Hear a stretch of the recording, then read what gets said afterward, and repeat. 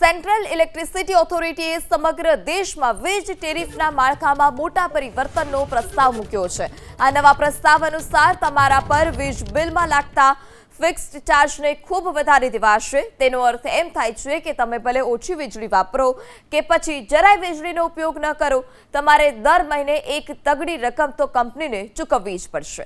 સરકારી વીજ વિતરણ કંપનીઓની નાણાકીય સ્થિતિ સુધારવા માટે આ નિર્ણય લેવામાં આવ્યો છે। વર્તમાનમાં વીજ કંપનીઓ પોતાના મોટાભાગનો ખર્ચ ગ્રાહક તરફથી વપરાતા પ્રતિ યુનિટ વીજળી તરફથી વસૂલે છે।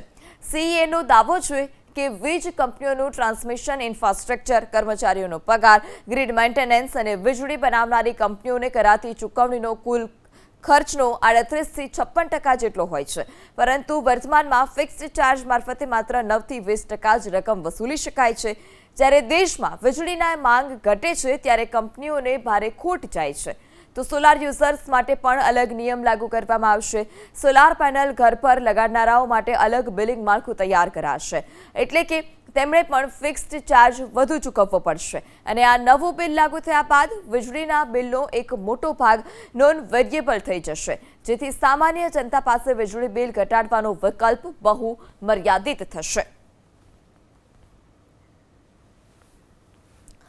તો અગાઉ પેટ્રોલ ડીઝલના ભાવમાં પણ 3 રૂપિયાનો વધારો થઈ ચૂક્યો છે। સીએનજીના ભાવમાં પણ 2 રૂપિયાનો વધારો થયો હતો, ત્યારે અમૂલ દૂધની કિંમતમાં પણ 2 રૂપિયાનો વધારો થઈ ચૂક્યો છે।